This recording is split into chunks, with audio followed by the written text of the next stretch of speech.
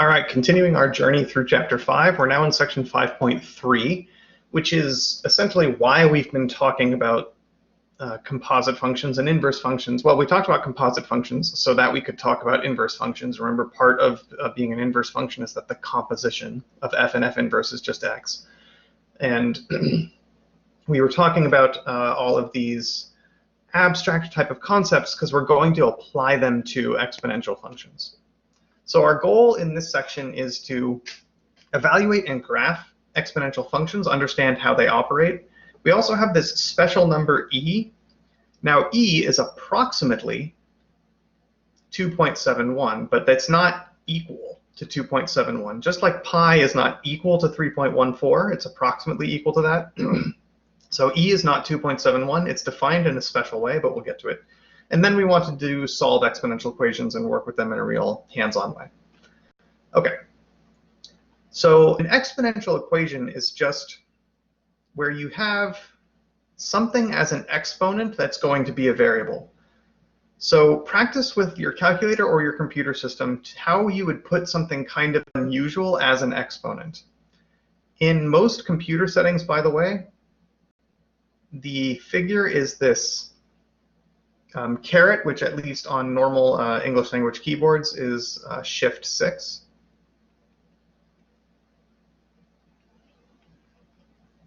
Okay, so that symbol typically means now I'm putting an exponent. So compute all of the following things. Well, 3 to the 1.7, you should have gotten out about 6.47, 3 to the 1.73, etc., etc. This is really just a matter of using your calculator. Okay, now exponents have some laws. These should be pretty familiar to you. If you have a to the s times a to the t, notice the same number a is what's called the base. The same a to the s times the same a to the t. How does that work? Add the exponents. If I have a to the s to the t, if I have one exponent to another exponent, multiply them. Exponents distribute across products. They do not distribute across sums. Don't be this person. Don't be this person. Do not do it, do not do it, do not do it. Every semester, about 5 of you are going to do something like that. Don't be one of those people. Exponents do not distribute across sums. They do distribute across products. Okay, that's what this one up here is saying. Okay, a times b to the s is a to the s times b to the s. Also, 1 to any power is 1. Anything to 0 is 1 as long as you're plugging in a positive number there. And as long as you have a positive number, negative exponents just mean 1 over.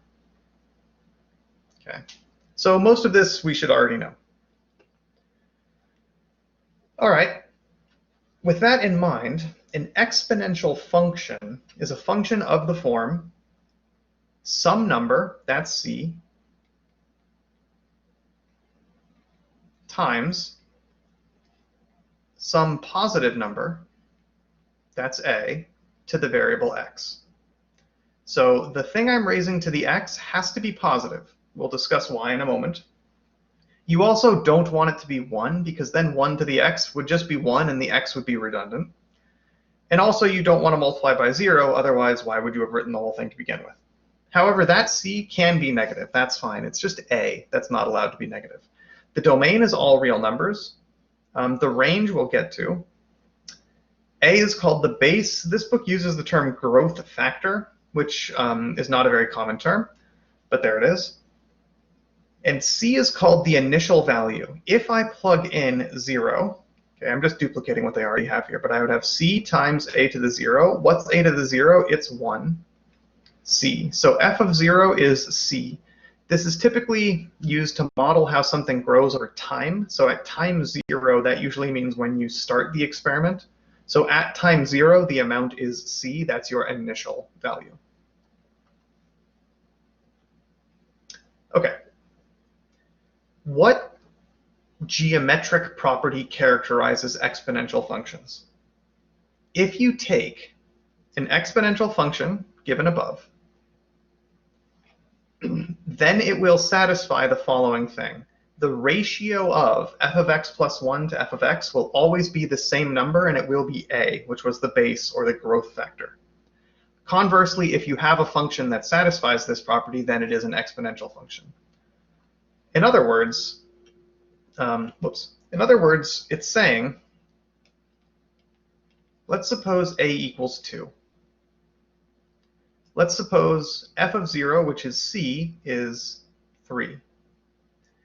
Then f of 0 plus 1 over f of 0 should equal 2. I'm just using this formula right there.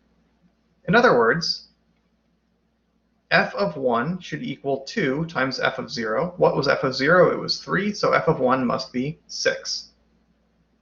Okay? But then what's f of 2? Let's just switch to this formula right here. F of 2 is going to be a, which is 2, times f of 1, which was 6, which is 12. F of 3 is going to be a, which is 2, times f of 2, which was 12, which is 24. In other words, I went from the value 3 to 6 to 12 to 24 when I made my input go from 0 to 1 to 2 to 3. Every time I step my input up by 1, the value doubles because my growth factor is 2. So what these functions represent is every time the input, usually representing time, makes the same increment, the value grows by the same proportion, not the same amount. Okay?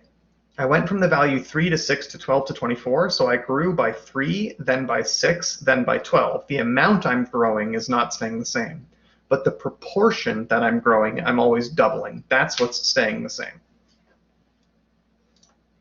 Okay, so can you identify which of these might or might not be linear functions? Okay, so copy these down, because on the next slides, they'll just start discussing them without copying them. And then try to identify which of them are or are not exponential versus maybe linear. Okay, hopefully we've copied those down. So, if the change from one step to the next is the same amount, that's linear. If it's the same proportion, that's exponential. So here was the first one.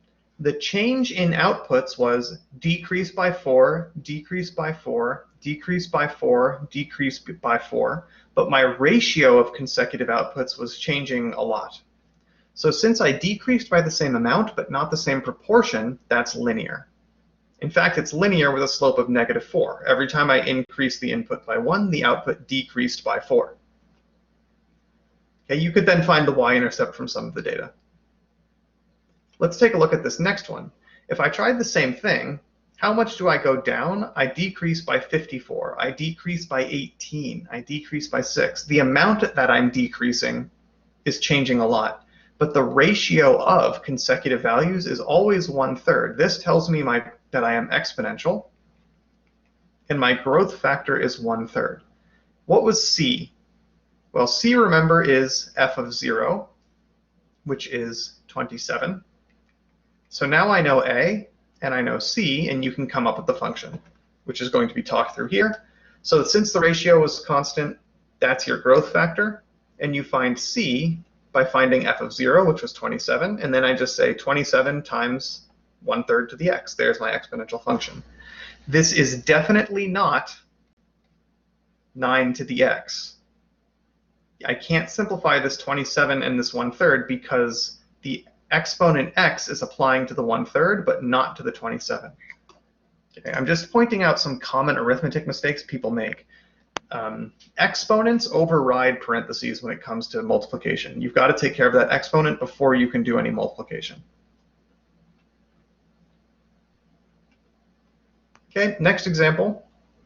If you look at the consecutive outputs, they change by different amounts, but they also change by different ratios. So this is neither linear nor is it exponential.